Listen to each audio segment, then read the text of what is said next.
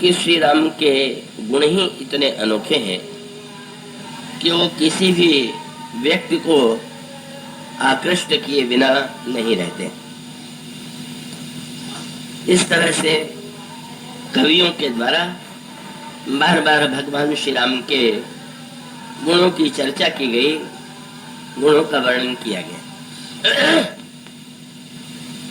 तब एक दूसरा प्रश्न सामने आया और वो दूसरा प्रश्न यह था कि भगवान श्री राम को लेकर के जो ग्रंथ लिखे गए, जो उनका चरित्र और उनका गुण लिखा गया, उसकी कथाओं में इतनी भिन्नता क्यों है? अगर किसी व्यक्ति का इतिहास हम लिखने बैठेंगे तो इतिहास में सभी लेखकों के द्वारा जो घटनाएं लिखी जाएंगी वे तो बिल्कुल एक रूप में ही होंगी। पर श्री राम को लेकर के जितने ग्रंथ लिखे गए उसमें कुछ न कुछ भिन्नता है। और उस समय भगवान श्री राम के संदर्भ में जितने महान ग्रंथ प्रचलित थे उनमें महर्षि वाल्मीकि की रचना, उनकी रामायण सर्वोत्कृष्ट रूप में वंदनीय थी, पूज्य थी। गोस्वामी जी ने जब श्री राम के चरित्र का वर्णन किया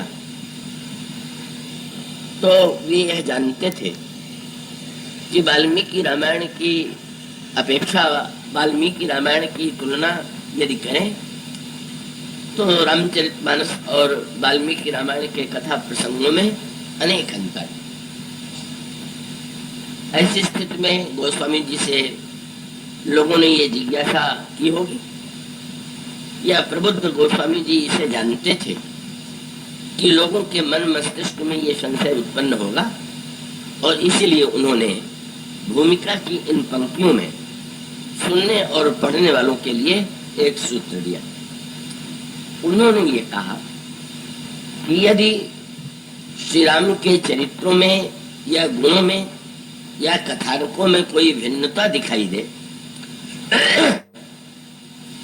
तो उसे पढ़ करके या सुन करके आश्चर्यचकित होने की कोई आवश्यकता नहीं। क्यों? उन्होंने ये कहा कि भगवान श्री राम एक ही बार अवतार नहीं लेते, अनगिनत बार भगवान श्री राम के अवतार होते, और उन अनगिनत बार भगवान श्री राम के अवतारों के संदर्भ में एक शब्द इस प्रसंग में, इन पंक्तियों में आपको मिलेगा। प्रत्येक कल्प में भगवान का अवतार होता है। कल्प कल्प प्रति प्रभु अवतरहि, चारु चरित नाना विधि करहि। और भगवान श्री राघवेंद्र प्रत्येक कल्प में अवतार लेते हैं और प्रत्येक कल्प में जो घटनाएं होती हैं आवश्यक नहीं है कि वे घटनाएं सर्वथा एक जैसी हों, उनमें भिन्नता होती है। इसलिए अगर महर्षि वाल्मीकि के रामायण में घटनाओं का वर्णन किसी अन्य रूप में है और इस ग्रंथ में आपको भिन्न रूप में मिले तो इसे पढ़ करके आप आश्चर्य या संशय में न पड़े। इस तरह से गोस्वामी जी ने श्रोता और पाठक को, अध्येता को पहले से ही सावधान कर दिया। पर इसके मूल में जो दर्शन और चिंतन है, आप गहराई से उस पर दृष्टि डालिए, जिसका क्रम कल प्रारंभ किया गया था। गोस्वामी जी प्रारंभ में ही यह कहते हैं कि शंकर जी ने पार्वती को यह कथा सुनाई। जब भगवान शंकर पार्वती को सुनाते हैं तो वे कहते हैं काकभूषुंडी ने यह कथा गरुड़ को सुनाई। याज्ञवल्क्य जब कथा कहते हैं तो वे कहते हैं कि जो कथा भगवान शंकर ने पार्वती को सुनाई, काकभूषुंडी ने गरुड़ को सुनाया, वह कथा मैं आपको सुना रहा हूं। पश्चात गोस्वामी जी कहते हैं ये परंपरा केवल इन तीनों तक ही सीमित नहीं है, ये क्रम परंपरा आगे बढ़ती गई और कर्म परंपरा के अंत में गोस्वामी जी अपने गुरुदेव का स्मरण करते हैं। वे कहते हैं कि ये जो कथा की अनादि अविच्छिन्न परंपरा है, का उस परंपरा में मैंने इस कथा का श्रवण गुरुदेव से किया। उसका वर्णन भी आप प्रारंभ में ही पावेंगे। मैं पुनि निज गुरु सन सुनी, कथा सुसूकर खेत, समुझी नहीं तस बालपन, तब अति रहूं अचेत। तदपि कही गुरु 12 समुझ परी, कछु मति अनुसारा, भाषाबद्ध करब मैं सोई। मेरे गुरुदेव ने वही कथा मुझे सुनाई। बाल्यावस्था के कारण मैं उसे पूरी तरह से समझने में और ग्रहण करने में असमर्थ था। गुरुदेव ने मेरे ऊपर कृपा की और वही कथा उन्होंने मुझे बार बार सुनाई, और तब कुछ बातें मैं ग्रहण कर सका। और उस समय मेरे मन में आगे चल करके संकल्प आया कि इसी कथा को मैं भाषा में परिणत करके अनुवाद के रूप में का इसका प्रस्तुतिकरण करूंगा। पूछा गया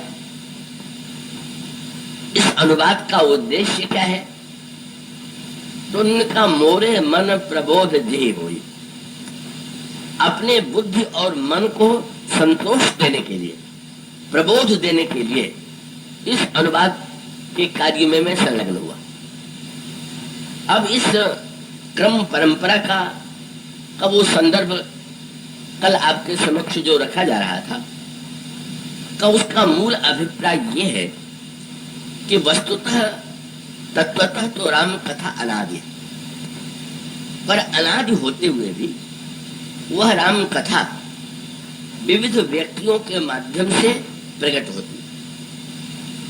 और इस तरह से वह जब हम किसी वक्ता के माध्यम से भगवान की मंगलमयी गाथा को सुनते हैं, भगवान के चरित्र को सुनते हैं, तो हमें ऐसा लगता है कि शायद ये वक्ता अपनी वाणी के द्वारा सत्य का अनुभव करता हुआ या अपनी मौलिक प्रतिभा से कह रहा है, किंतु सत्य यही है कि वो क्रम से वो कथा एक से दूसरे व्यक्ति, तीसरे व्यक्ति और इस तरह से क्रम परंपरा से संसार में प्रभावित होती है।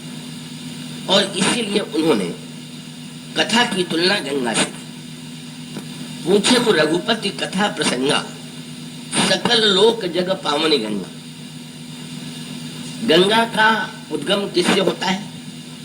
अगर यह जिज्ञासा व्यक्ति के मन में उत्पन्न हो तो गंगा के अनेक नामों में से एक नाम है भागीरथी।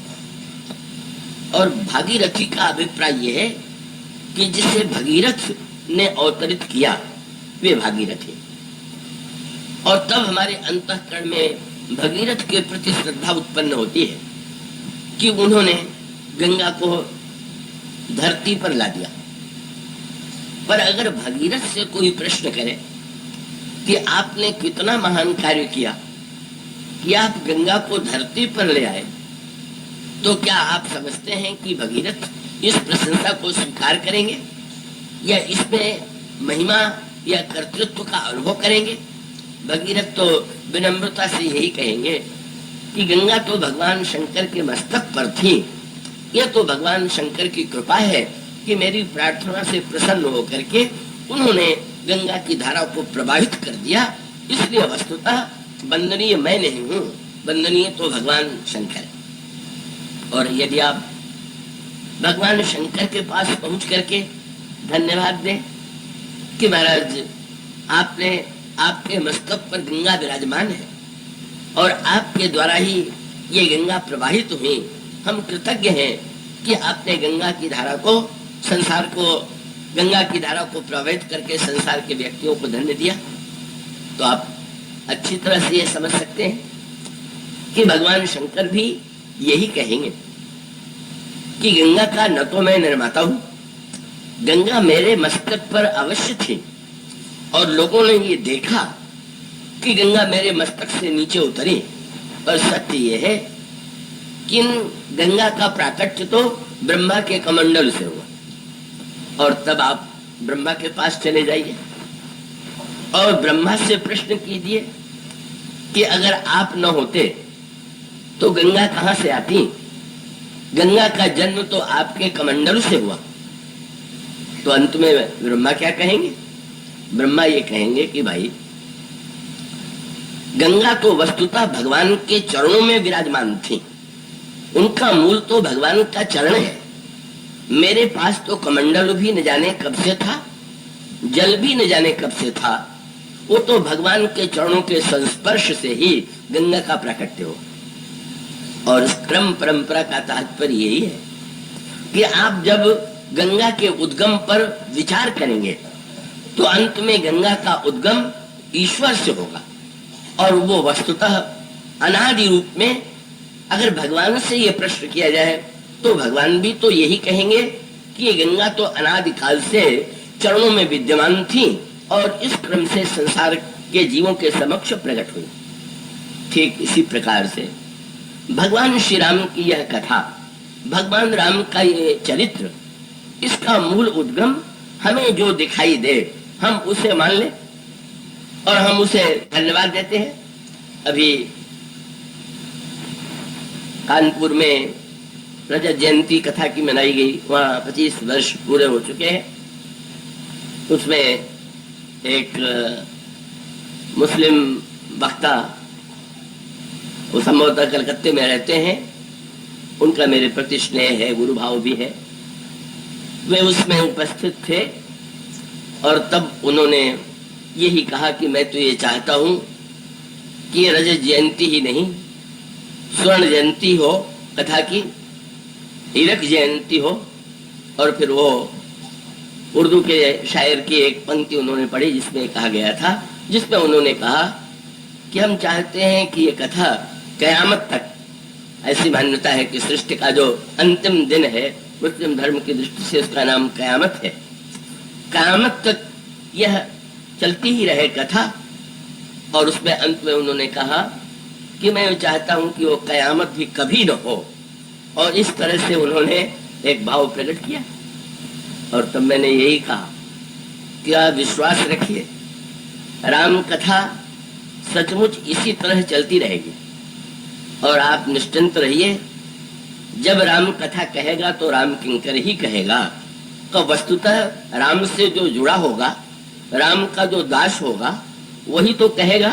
तो आप निश्चिंत हो जाइए, वस्तुतः यह कथा अनादिकाल से अनंत काल तक प्रवाहित होने वाली भगवान की गाथा, भगवान का ये चरित्र है। किंतु अब इस पर दृष्टि डालिए कि जब हम गंगा के उद्गम को इन पात्रों से जोड़ते हैं या राम कथा की गंगा को हम जिन पात्रों से जोड़ते हैं, तो उसके पीछे हमारा तात्पर्य क्या होता है, कृपया पूरी तन्मयता से आप सुने। श्री रामचरितमानस में आया, भगवान श्री राम लक्ष्मण और सीता के साथ गंगा के किनारे खड़े, और भगवान राम गंगा में स्नान करने से पहले अपने दोनों प्रिय श्री सीता जी और श्री लक्ष्मण को कथा सुनाने लगे। और भगवान श्री राम ने, वहां पर गोस्वामी जी के पंक्ति है, कहीं कहीं कोटिक कथा प्रसंगा का राम, कहीं कहीं कोटिक कथा प्रसंगा राम बिलो कहीं गंग तरंगा। भगवान श्री राघवेंद्र गंगा की लहरों को देख रहे हैं, गंगा की तरंग को देख रहे हैं, और उन तरंगों को देखते हुए भगवान श्री राम उन दोनों को गंगा की करोड़ों कथाएं सुनाते हैं। अब इस वाक्य के संदर्भ पर विचार कीजिए और इसका अभिप्राय यह है कि गंगा तो एक, पर जब उसमें लहरें उठती हैं तो वस्तुतः प्रत्येक लहर के साथ गंगा का एक जल किसी न किसी रूप में, तरंग के रूप में आपके सामने आता है। और जब भगवान राम गंगा की इन तरंगों को देखते हैं तो उन्हें गंगा की कथाएं याद आ रही, और गंगा की जो कथाएं हैं भगवान श्री राम दोनों को सुना रहे हैं। और इसका तात्पर्य है कि गंगा में स्नान करने से पहले जब तक आप उनकी महिमा में स्नान नहीं कर लेंगे, जब तक आप कथा के माध्यम से गंगा के स्वरूप को नहीं समझ लेंगे, तब तक आपको गंगा जल के सच्चे स्नान और पान के आनंद का अनुभव नहीं होगा। आप सीधे जाकर के गंगा में गोता लगा लीजिए, शरीर में शीतलता होगी, स्वच्छता भी आवेगी। किंतु अगर आप गंगा की कथाओं को सुने, तरंगों को देखें और उसके पश्चात आप गंगा में स्नान करें, तो आपको एक नए प्रकार के दिव्य भावना की अनुभूति होगी। और उस अनुभूति का सूत्र संदर्भ में संक्षेप में यूं कहें, और राम कथा के संदर्भ में भी सूत्र वही। गोस्वामी जी राम कथा की गंगा का प्रवाह सामने लाने के पहले जिन नामों का स्मरण करते हैं, उन नामों का तात्पर्य क्या, या इन गंगा के प्रादुर्भाव के साथ जो नाम जुड़े हुए हैं उनका अभिप्राय क्या है। और इसका अभिप्राय ये, जब भगीरथ पर हमारी दृष्टि जाती है और हम गंगा का स्मरण भागीरथी के नाम से करते हैं, क्या वस्तुतः भगीरथ गंगा के पिता हैं क्या? वस्तुतः तो वे पिता नहीं, पर हम ये कहते हैं कि भगीरथ की पुत्री गंगा है इसलिए भागीरथी है। और इसका अभिप्राय कि आप व्यक्ति को भूल जाइए, भगीरथ के अंतःकरण की जो वृत्ति है उस पर दृष्टि डालें, और उस पर यदि आप दृष्टि डालेंगे तो आपको एक सूत्र मिलेगा कि भगीरथ के चरित्र का तत्व यही है, आप उससे परिचित हैं कि वे गंगा की धारा को पृथ्वी पर लाना चाहते हैं, पर केवल अपने स्वार्थ के लिए नहीं। उनके जो पुरखे कपिल मुनि के शाप से भस्म होकर के ऐसी स्थिति में पड़ गए हैं, उनके उद्धार और कल्याण के लिए वे चाहते हैं कि गंगा धरती पर आवे। और इसका अभिप्राय यह है, भगीरथ के अंतःकरण में मूलतः परोपकार की वृत्ति है। केवल अपने ही गति की चिंता उन्हें नहीं है, अपने ही स्वर्ग की चिंता उन्हें नहीं है, उन्हें अपने जो पूर्व पुरुष हैं, पुरखे हैं, उनके कल्याण की चिंता। गंगा के साथ एक सूत्र जुड़ गया, मानो परोपकार की वृत्ति से गंगा जुड़ी हुई, और वो परोपकार की वृत्ति भी इसमें एक संकेत है। आप कह सकते हैं कि यदि वे अपने पुरखों के उद्धार के लिए गंगा को लाए, तभी तो इसका अर्थ है कि उनको अपने परिवार की ही चिंता थी। इसलिए हम कैसे मान लें कि गंगा के मूल में परोपकार की वृत्ति है? और इसका उत्तर यही है कि यदि भगीरथ के अंतःकरण में स्वार्थ की ऐसी वृत्ति होती, तो पुरखों का उद्धार करने के बाद वो गंगा जी से कहते कि आप लौट जाइए, हम इतने परिश्रम से लाए और लोग इतने सरलता से गोता लगावे, ये हमें बिल्कुल पसंद नहीं। ऐसी वृत्ति भी लोगों में देखी जाती है। अगर मैंने इतने परिश्रम से किसी वस्तु को पाया है, तो लोगों को भी उतनी परिश्रम की अनुभूति होनी चाहिए। पर भगीरथ का अभिप्राय है परोपकार की ऐसी वृत्ति कि जिसमें वस्तुतः संसार के समस्त पतितों के उद्धार की वृत्ति है, कि संसार के पापी से पापी व्यक्ति का भी कल्याण। मानो ब्रह्मा के कमंडल में जब तक गंगा थी, तब तक वे पतित पावनी नहीं थी। वे बंध्या थी, पूज्या थी, दुर्लभ थी, पर पतित पावनी तो उन्हें नहीं कह सकते हैं। और ठीक इसी प्रकार से ये राम कथा के जो विभिन्न रूप हैं, इसमें क्रम है। जब हम भगीरथ के संदर्भ में विचार करते हैं, तो गंगा की पतित पावनता और पतितों के उद्धार की वृत्ति का परिचय मिलता है भगीरथ और गंगा के माध्यम से। और जब उससे आगे बढ़ करके हम विचार करते हैं कि ये गंगा तो भगवान शंकर के मस्तक पर थी, तो भगवान शंकर का परिचय आप जानते हैं। भगवान शंकर जो है मूर्तिमान विश्वास, भवानी शंकरो वंदे श्रद्धा विश्वास रूपिणो। और इसका अभिप्राय यह है कि विश्वास का जब तक माध्यम न हो, गंगा के समक्ष ये समस्या थी कि जब वे पृथ्वी पर आवेंगे तो उन्हें धारण करने की क्षमता किसमें। और तब मृत्युलोक में भगवान शिव ने धारण किया। और इसका दूसरा सूत्र है विश्वास का सूत्र। विश्वास के माध्यम से गंगा को अपने मस्तक पर धारण किया जाता है। और बहुत बढ़िया बात है, इसका अभिप्राय यह है कि वो ब्रह्मा के कमंडल से निकली हुई जो ज्ञानमयी धारा है वो विश्वास के माध्यम से हम धारण कर सकते हैं। अगर हमारे अंतःकरण में भगीरथ की वृत्ति है तो भी हम गंगा से परोपकार और पतित पावनता की प्रेरणा प्राप्त करेंगे। अगर भगवान शंकर पर हमारी दृष्टि है तो भगवान शंकर के माध्यम से हम विश्वास की प्रेरणा प्राप्त करेंगे कि गंगा के धारण करने के लिए विश्वास की अपेक्षा है। और जब हम ब्रह्मा के कमंडल पर दृष्टि डालेंगे तो ब्रह्मा बुद्धि के देवता है, और वो बुद्धि के देवता ब्रह्मा जो है वे विचार के कमंडल में भावना के जल के द्वारा भगवान का चरण पखारते हैं। और तब ब्रह्मा के कमंडल पर जब हमारी दृष्टि जाएगी तो विचार की महिमा का अनुभव होगा, और उसके पश्चात जब विचार करेंगे तो सबकी अंतिम परिणति जो है वो भगवान के चरणों में जाकर के समाप्त होगी। और इसी क्रम से भगवान राम की कथा की गंगा पर भी आप दृष्टि डालें, विचार करें, और तब ये जितने नाम लिए गए, भगवान शंकर ने पार्वती को सुनाया, काकभूषुंड ने गरुड़ को सुनाया, याज्ञवल्क्य ने भरद्वाज को सुनाया, गोस्वामी जी ने अपने गुरुजी से सुना, गोस्वामी जी ने हम लोगों को सुनाया, ये इतनी बड़ी तालिका गिनाने की आवश्यकता ही क्यों थी?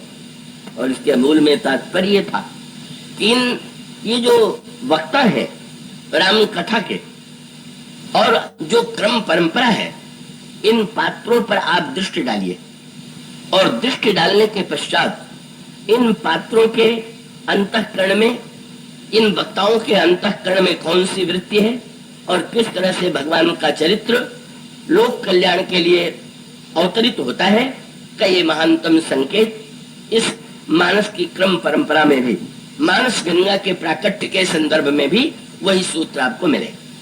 और उसमें प्रारंभ कीजिए भगवान शंकर से। गोस्वामी जी ने इसमें पहली पंक्ति यही लिखी है कि भगवान शंकर ने पार्वती को यह सुनाया, और उसके पहले भी एक वाक्य कहा जा चुका है का जैसे ये आजकल बड़ा शोध का प्रिय विषय रहता है। जब किसी भी ग्रंथ के विषय में विचार करते हैं तो इस पर खोज करने की परंपरा है कि किस काल में और किस व्यक्ति के द्वारा लिखी गई। अब यही संदर्भ यहाँ पर भी प्रश्न है कि भाई ये रामचरितमानस जो है इसकी रचना किस काल में की गई। तो आपने एक प्रसिद्ध पंक्ति पढ़ी होगी, सुनी होगी, और उस प्रसिद्ध पंक्ति में गोस्वामी जी ने 1631 का नाम लिखा। संबत 1631 करो था हरिपद धरि सीसा। और तब कई लोग ये मानते हैं कि रामचरितमानस की रचना का प्रारंभ 1631 से हुआ, पर क्या ये वस्तुतः सत्य है क्या? आप दो शब्दों पर ध्यान दीजिए। एक तो गोस्वामी जी ने प्रारंभ में 1631 तो लिख दिया, और तब ये आशा की जा सकती थी कि जब वो रामायण की रचना का अंतिम भाग लिखेंगे तो ये भी लिख देंगे कि ये कब समाप्त हुई। आप ग्रंथों में आलोचना के पाएंगे, कोई कहता है कि 2 वर्ष में, कोई कहता है 2 वर्ष 9 महीने में, और अभी तो कुछ समय पहले समाचार पत्र में एक महात्मा का उदाहरण देकर के कहा गया था 5 घंटे में। वो बड़ा चमत्कारिक रूप में उसका हिंदुस्तान में वर्णन आया था। पर आप विचार कीजिए, गोस्वामी जी ने 1631 का नाम लिखा, पर अंत में क्या अंतिम तिथि लिखना भूल गए क्या? पर उसका अभिप्राय यह था कि वस्तुतः रामचरितमानस जो है वो 1631 में लिखा नहीं गया। गोस्वामी जी के शब्दों पर 2 शब्द पर ध्यान दीजिए। उन्होंने कहा कि संबत 1631 करो कथा। 1631 में कहा रामनवमी के दिन मैं श्री राम की यह कथा कह रहा हूं, और एक शब्द जुड़ा हुआ है कि अवधपुरी यह चरित्र प्रकाशा। इस तिथि को भगवान श्री राम का चरित्र प्रकाशित हुआ, और सांकेतिक अर्थ यह है कि वस्तुतः ये लेखन की तिथि नहीं, केवल उनका तात्पर्य ये था कि इस तिथि को सबसे पहले श्री अवध में यह कथा उनके माध्यम से लोगों के समक्ष आई, मेरे माध्यम से प्रकाशित हुई, या मैंने कथा कही?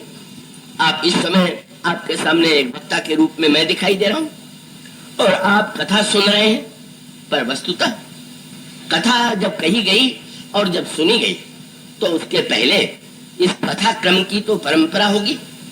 मानो गोस्वामी जी ने कथा के केवल प्रकाश की, कथा के वर्णन की चिट्ठी लिखी, लेखन की नहीं। और जब कल्पना कीजिए अंत में उन्होंने चिट्ठी लिखा ही नहीं, तो आजकल तो लोग खोज करके बता दे रहे हैं, पर गोस्वामी जी से अगर कोई पूछता कि आपने समापन की तिथि भी तो लिख दिया होता, तो गोस्वामी जी यही कहते कि राम कथा कहीं भले ही जाए किसी व्यक्ति के द्वारा, पर वो समाप्त तो कभी होती ही नहीं, तो मैं समापन की क्या तिथि लिखूं। इसलिए राम कथा निरंतर चलती ही रही है और चलती ही रहेगी। और उस संदर्भ में भी गोस्वामी जी ने फिर ये जोड़ दिया कि मेरे माध्यम से भी जो यह कथा कही गई उसके रचयिता तो भगवान शंकर। और बड़ी गुत्थी, इसका अर्थ है कि अगर एक क्षण के लिए हम गोस्वामी जी को स्वीकार कर रहे तो गोस्वामी जी तो कह रहे हैं मेरे द्वारा लिखा ही नहीं गया, शंकर जी इसके वक्ता है। और तब पूछा गया कि शंकर जी ने किस तिथि को लिखा, वही बता दीजिए, किस युग में लिखा। तो बड़ी अद्भुत पंक्ति रामायण में मिली, क्या?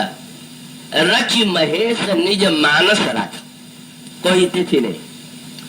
और रचना भी जो की गई वो कागज पर नहीं की गई, लेखनी के द्वारा नहीं की गई, कहीं उसको किसी शिष्य ने लिखा नहीं।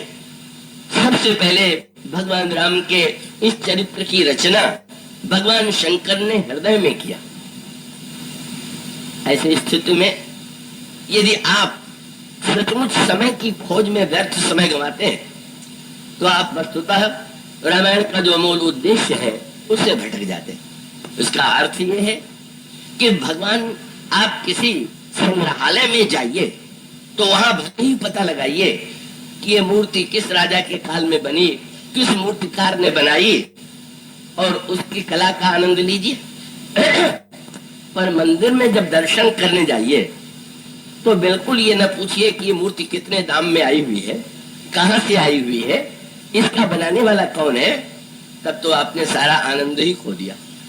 आप दर्शन कर रहे हैं भगवान का और खोज रहे हैं भगवान के बनाने वाले को, और कितने रुपए में वो मूर्ति आई।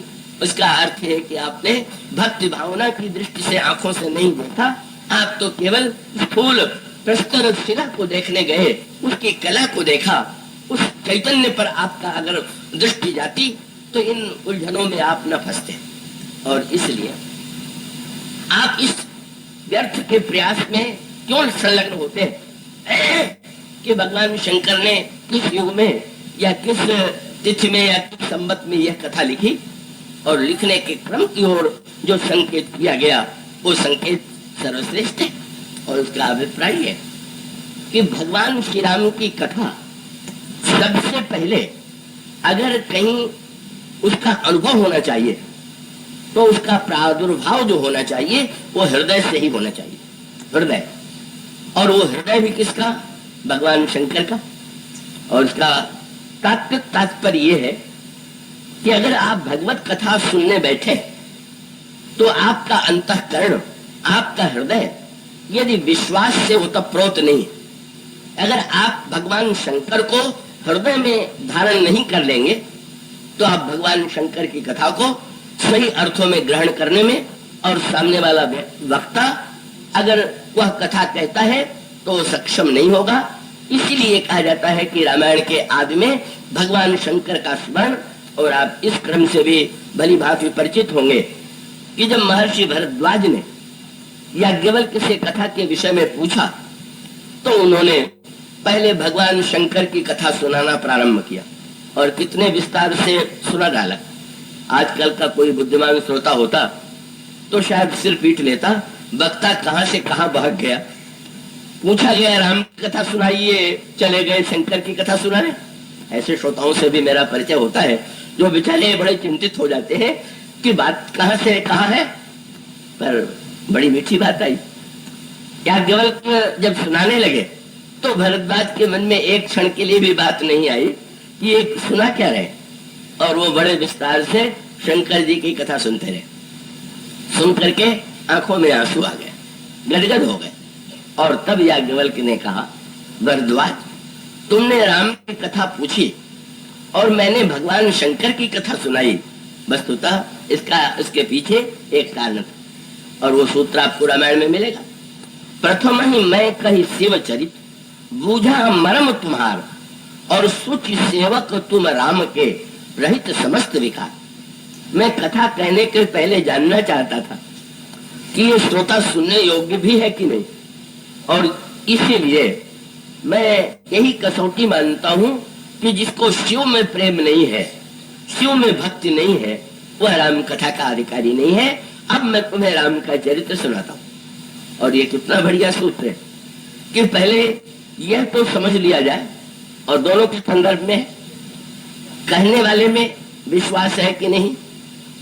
अगर कहने वाले के अंतःकरण में विश्वास नहीं है, भगवान राम का चरित्र सुनाया जा रहा है, भगवान राम का प्राकट्य हुआ पौराणिक भाषा में त्रेता युग में। अब एक वक्ता जब बोलने बैठा तो बोलते समय वह केवल पंक्तियों को दोहरा रहा है कि सचमुच उसके मन में दृढ़ विश्वास है कि सचमुच भगवान श्री राम का प्राकट्य हुआ। और इसका उत्तर ये कि अगर केवल वो दोहरा रहा है किसी ग्रंथ से पढ़ करके, तो उसकी वाणी में सच्चा बल हो ही नहीं सकता है। वो तो केवल एक पंक्तियों को दोहरा देगा। वो दोहराने का भी एक आनंद है, सुनने का भी यूं कुछ न कुछ लाभ है, पर जब कोई अनुभव की वाणी में बोलता है, विश्वास की वाणी में बोलता है, तो उसकी वाणी में सचमुच जो रस या जो अनुभूति होती है, उससे बढ़कर के कोई वस्तु नहीं हो सकती। कबीर का वो वाक्य तो आपने सुना ही होगा। कबीर से जब किसी ने पूछ दिया कि आप तो पढ़े लिखे नहीं, किसी शास्त्र का अध्ययन नहीं किया, पर आपकी ये अटपटी वाणी को लोग इतने ध्यान से क्यों सुनते हैं, आपके पद इनको इतनी सरलता से याद क्यों हो जाते हैं। और तब उन्होंने, वे तो थोड़ा व्यंग्य कला के निपुण हैं, उन्होंने तुरंत कह दिया कि आप में और मुझ में एक ही अंतर है। आप पढ़े लिखे हैं और मैं पढ़ा लिखा नहीं, पर अंतर इतना है कि तू कहता कागज की लेखी और मैं कहता आखिन की देखी। तुम वो कहते हो जो तुमने पुस्तकों में पढ़ा है, कागज में लिखा हुआ था, और मैं वो कहता हूँ जिसे मैंने देखा है, अनुभव किया है। और ये सबसे पहला सूत्र है कि सचमुच रामायण में भी इस बात पर बल दिया गया है। कागभूषुंडी जी जब कथा सुनाते हैं तो एक वाक्य जोड़ देते हैं, और वो वाक्य बड़ा सार्थक है। क्या बोले, यह सब मैं निज नयनन देखी। एक शब्द तो देखी, यह सब मैंने अपनी आंखों से देखा। विचित्र शब्द है, केवल इतना ही लिख देते कि नैननी देखी। ये नैननी देखी के साथ निज नैननी देखी, अपनी आंखों से देखा, इस शब्द को बढ़ाने की क्या आवश्यकता है। पर अगर आप भाव और रस से परिचित हैं तो इसका तात्पर्य बड़ा अनोखा है। इस संदर्भ में स्मरण आता है मुझे जनकपुर का वह प्रसंग, जब भगवान श्री राम के द्वारा धनुर्भंग हुआ और उसके पश्चात दूत जनकपुर से पत्र लेकर के अयोध्या गए। महाराज जनक ने भी बड़ी विनम्र भाषा में पत्र लिख करके महाराज दशरथ को निमंत्रण दिया। भगवान श्री राम ने भी बड़े प्रेम से पिताजी को अपनी पद्धति में समाचार दिए, और ये दोनों पत्र लेकर के जनकपुर के दूत अयोध्या में पहुंच गए। महाराज श्री दशरथ ने उन्हें बुला लिया और पहला कार्य क्या किया, बोले तब नृप दूत निकट बैठा ले। भगवान श्री राम के पत्र को लेकर, महाराज जनक के पत्र को लेकर, परंपरा तो ये है राजा सिंहासन पर बैठता है और दूत जो है वो सामने खड़ा होता है, पर महाराज श्री दशरथ ने सारी परंपराओं से हट करके उस दूत को अपने पास बैठा लिया।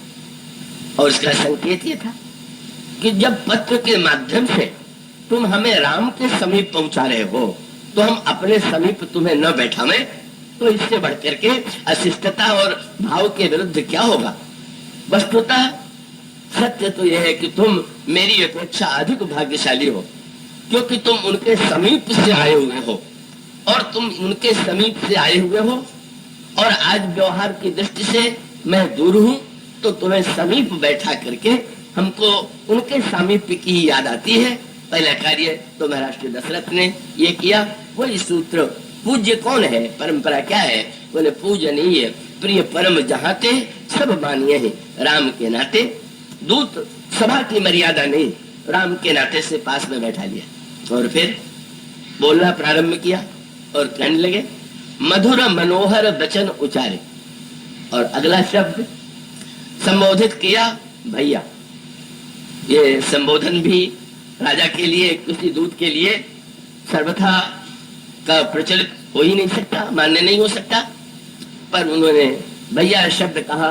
इसमें भी स्नेह की पराकाष्ठा थी और उसका अभिप्राय भी यही था कि मैं ही उनका पिता नहीं हूँ, विश्वामित्र के मन में भी वात्सल्य है, तुम भी उसी भाव से तो प्रोत हो, इसलिए हमारा और तुम्हारा नाम तो भाई और भाई का नाता।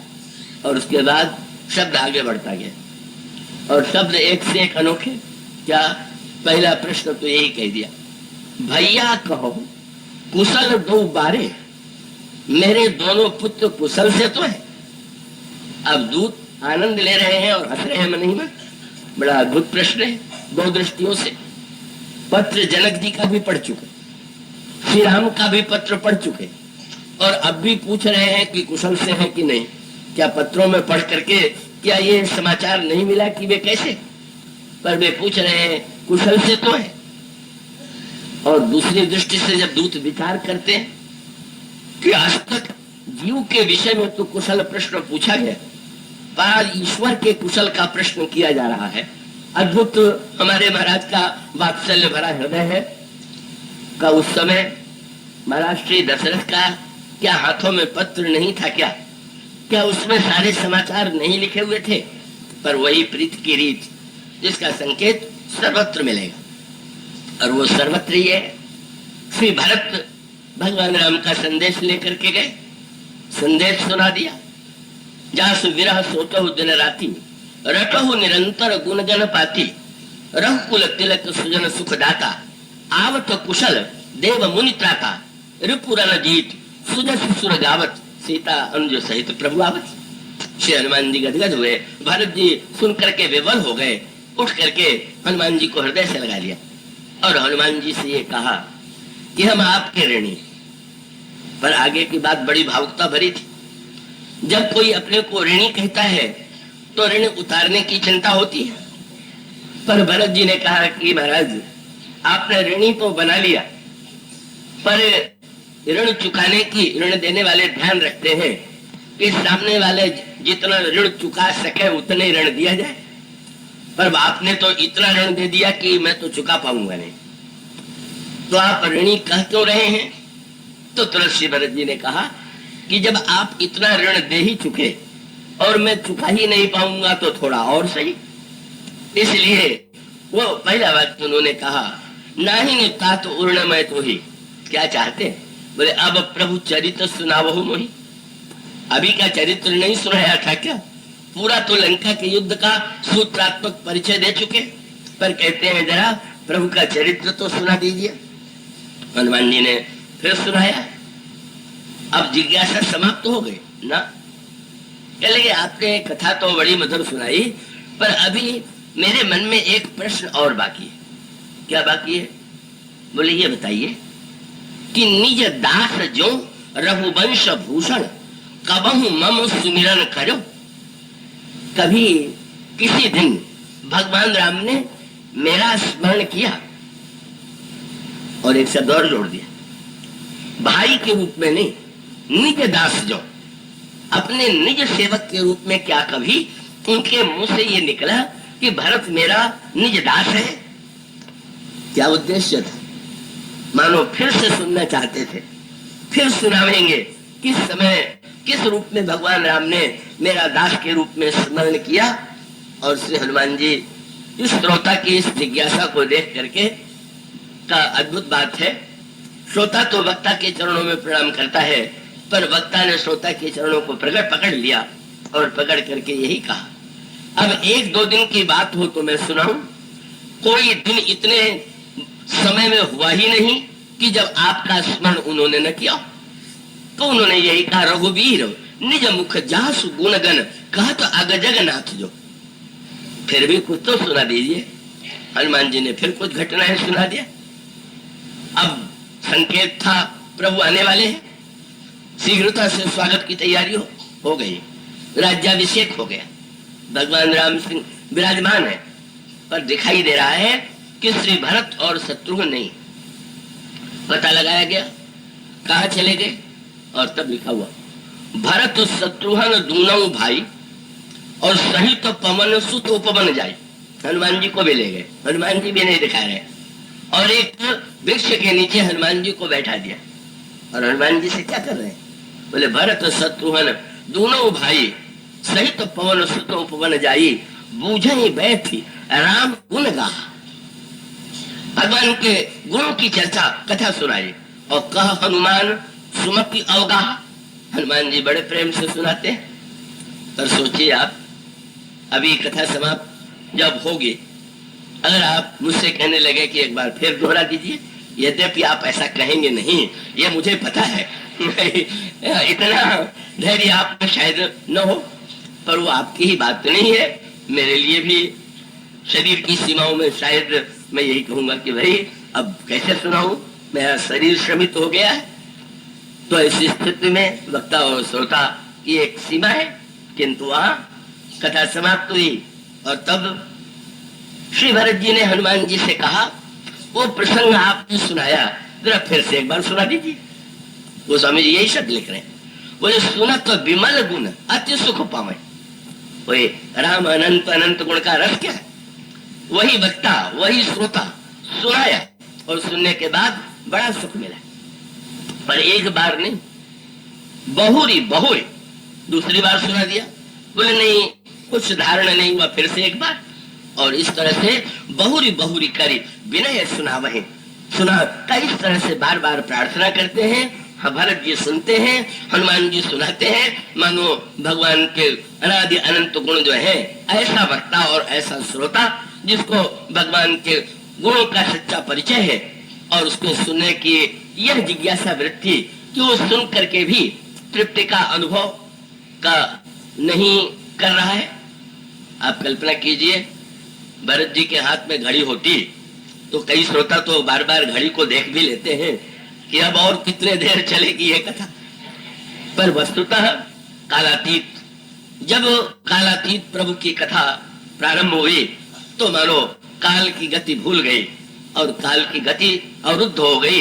यही रस की पराकाष्ठा।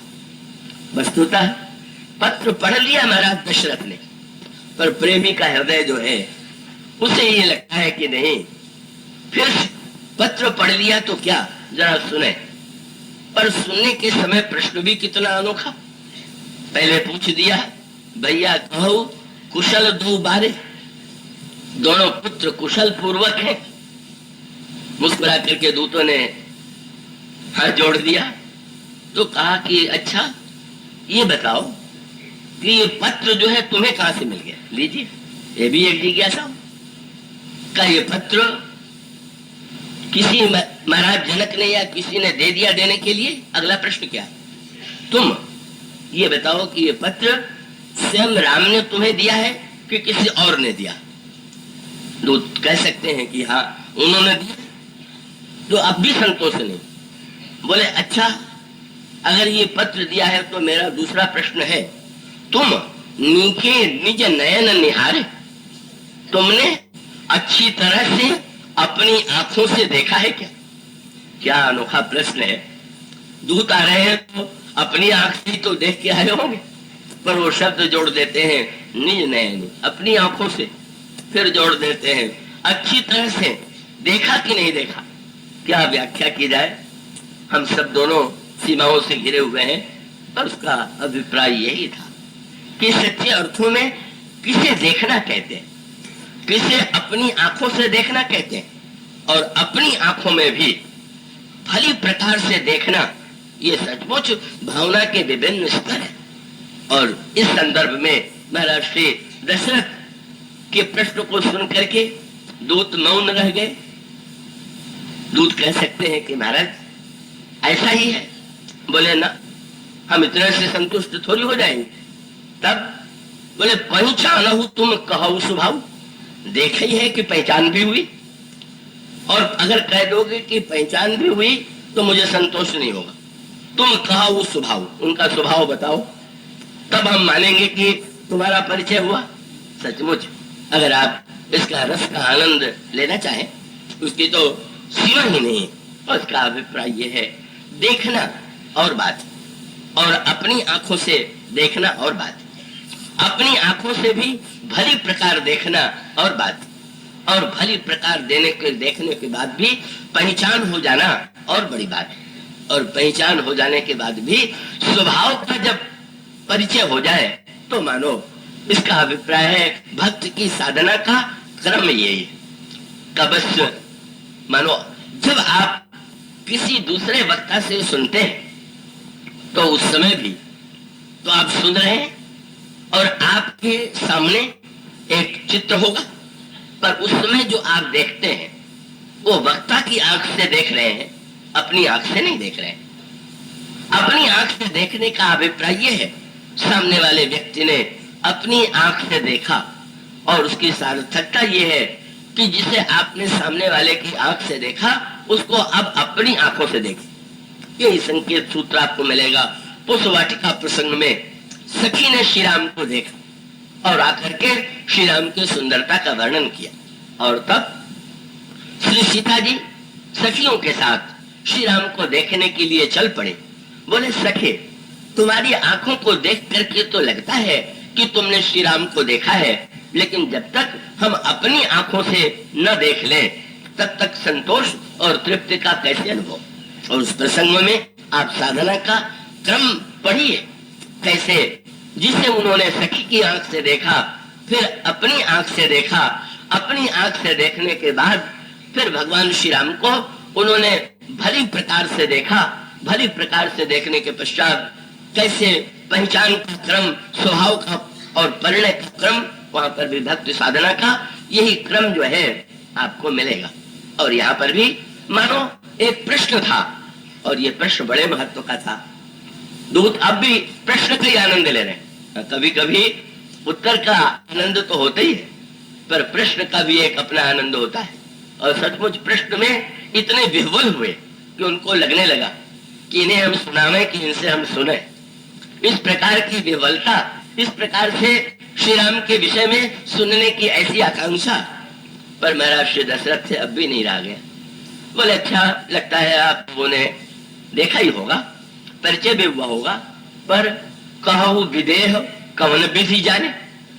फिर महाराज विदेह ने कैसे जान लिया, वो तो देह से ऊपर उठे हुए हैं। बस अब दूत अपनी हंसी नहीं रोक पाए और सुन प्रिय वचन दूत मुस्काने और सुनो महीपति मुकुटमणि तुम सम धन्य न को राम लखन जिनके तनय विश्व विभूषण दो। और पूछा कैसे जाना विदेह ने, तो दूतों ने हंस करके देखा।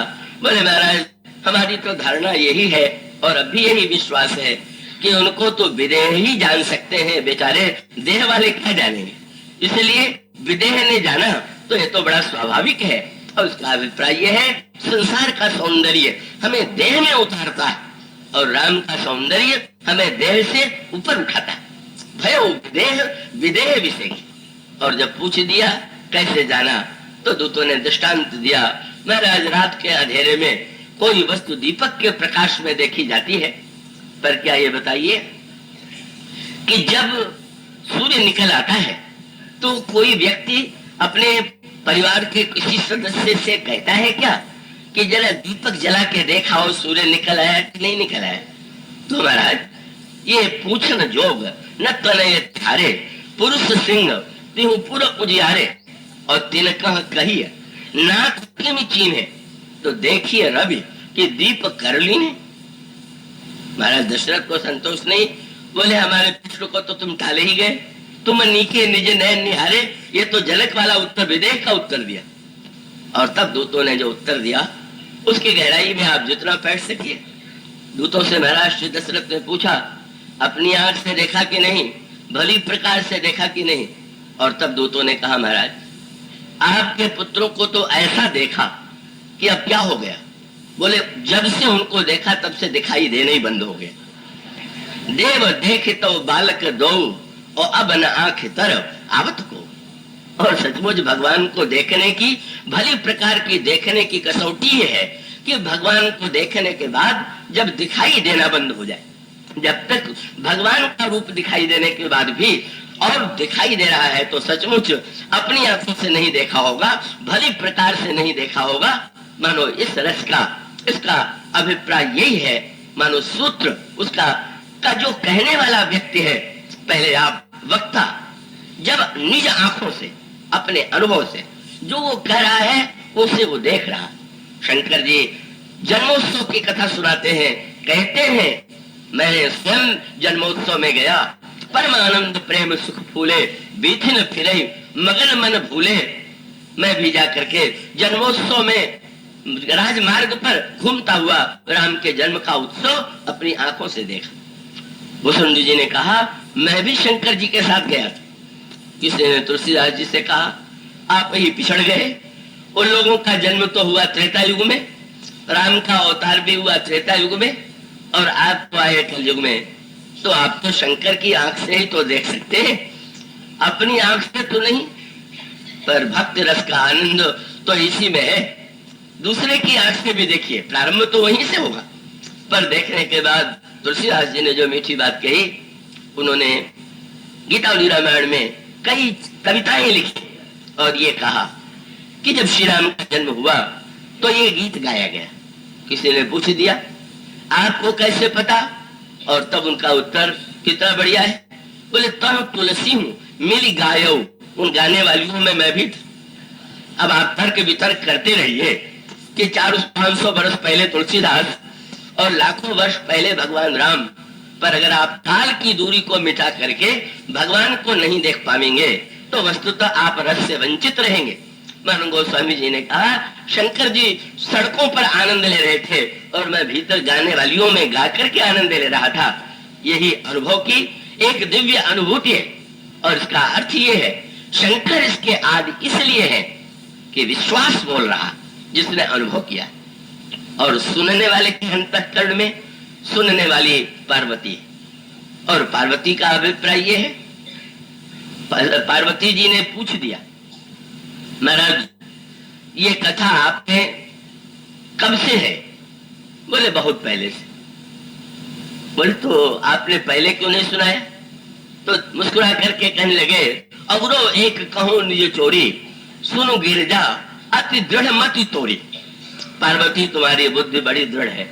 और इसका अर्थ यह है कि सती जी भी थी पत्नी के रूप में, कथा भी थी, शंकर जी भी थे, पर शंकर जी ने सती जी को कभी नहीं सुनाया। समझ गए कि यहाँ शास्त्रार्थ प्रारंभ हो जाएगा, सारा आनंद चला जाएगा, कथा सुनाना ठीक नहीं। इसलिए पार्वती जी ने भी विनोद की भाषा में यही कहा, कथा जो सकल लोक हितकारी, सोई पूछन चह शैल कुमारी। शैल कुमारी कथा सुनना चाहती। मानो मीठा विनोद था। दक्ष कुमारी को तो आपने नहीं सुनाया, अब तो शैल कुमारी को सुना दीजिए। और तब मानो इसका सांकेतिक अभिप्राय यह है कि जब वो दक्ष कुमारी शैल कुमारी बनती है और बुद्धिमत्ता में श्रद्धा तत्व का उदय होता है, और तब बुद्धिमत्ता से श्रद्धा तत्व का उदय होने के पश्चात राम कथा विश्वास के द्वारा कही गई, श्रद्धा के द्वारा सुनी गई।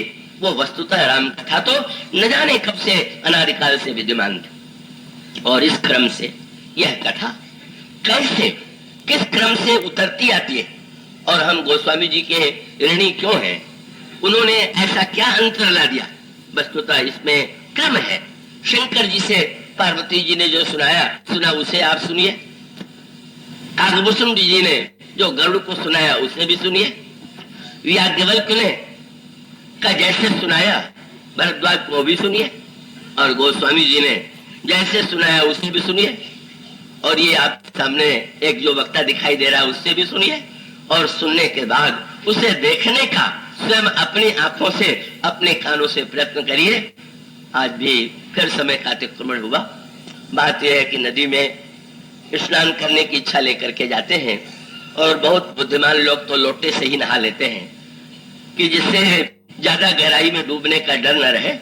पर मैंने सोचा कि आपने बुद्धि के लोटे से तो अधिक नहाया, जरा भीतर भी चलिए, जरा और डूब जाइए, समय का भान भूल जाइए, फिर हम आगे चल करके कल इसे प्रारंभ करेंगे। बोलिए।